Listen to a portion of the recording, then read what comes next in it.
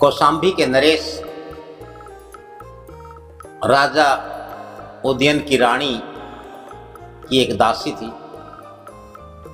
उस दासी का नाम उत्तरा था और वह दासी उत्तरा रानी की बड़ी ही विश्वसनीय प्रिय दासी थी। उत्तरा का मुख्य कार्य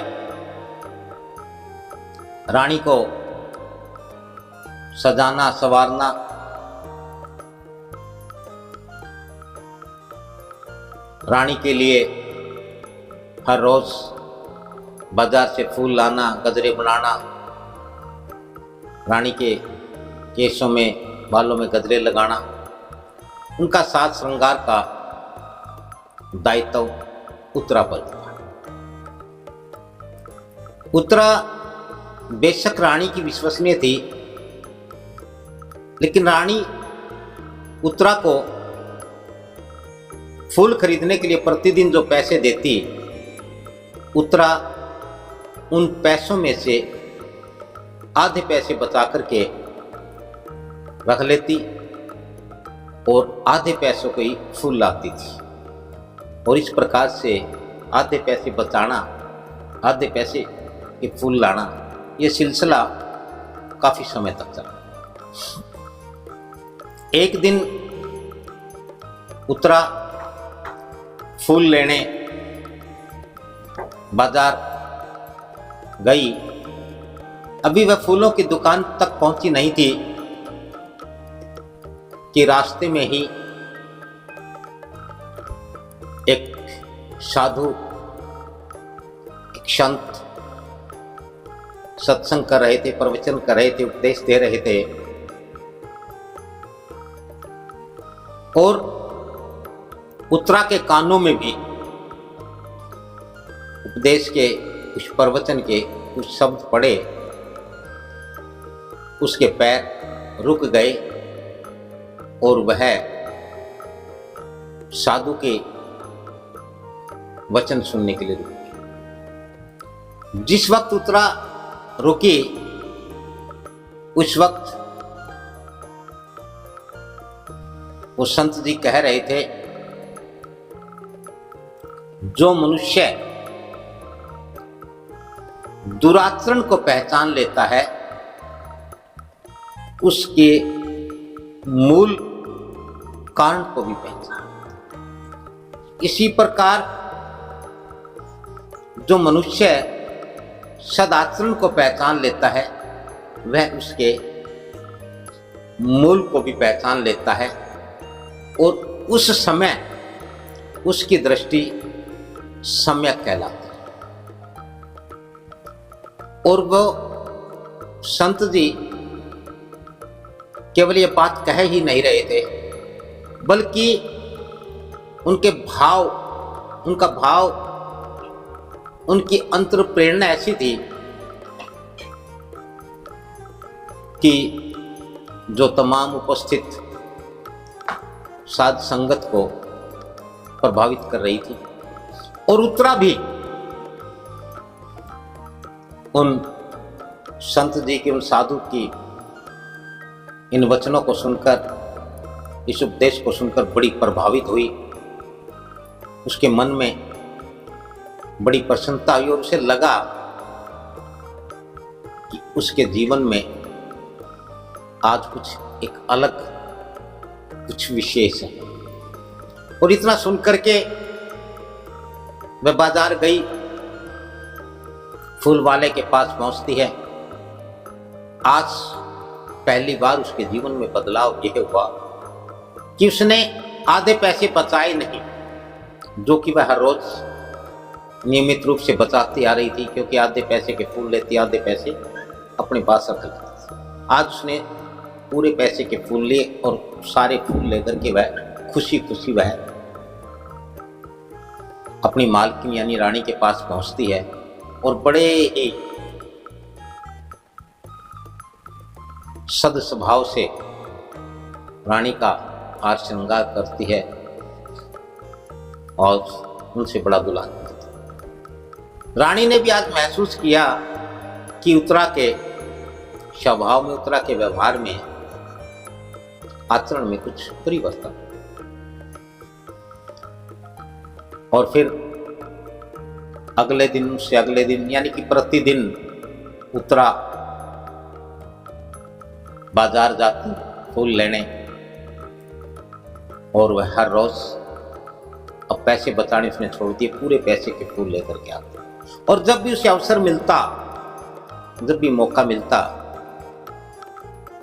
तो वह उन साधु, उन संत जी के प्रवचन सुनती, उनका उपदेश सुनती, और धीरे धीरे उत्तरा की श्रद्धा धर्म में बढ़ती गई और वह धर्म में परिवर्तित। इस प्रकार से उसके व्यवहार को बदला हुआ देख करके, अधिक बदला हुआ देख करके एक दिन रानी ने कहा, उत्तरा, तुम कितने सालों से फूल लाने का, मेरी साज सज्जा का, संवारने का काम करती हो।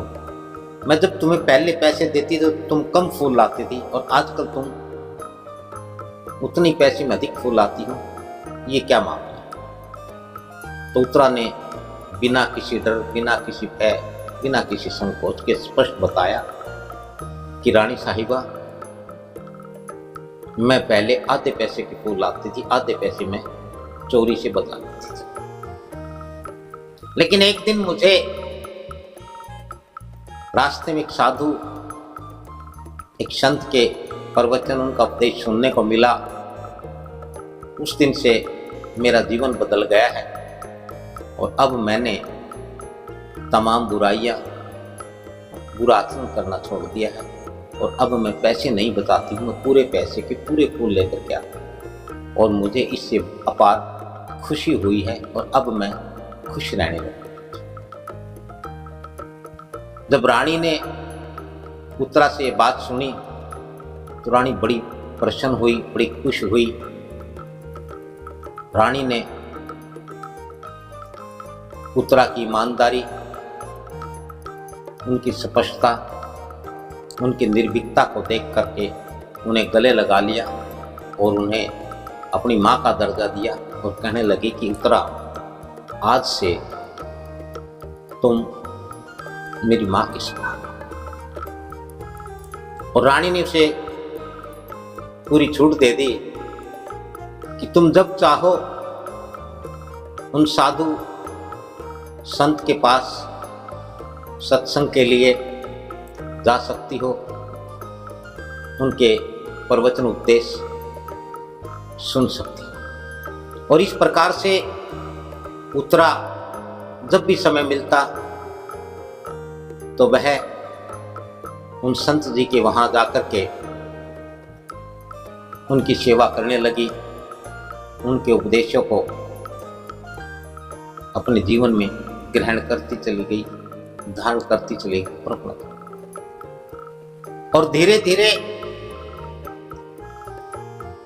ऐसा हुआ कि उसकी धर्म में प्रगाढ़ आस्था, उसकी ईमानदारी, उसकी सरलता, सात्विकता, उसकी कर्तव्य और धर्म के प्रति प्राणता को देखते हुए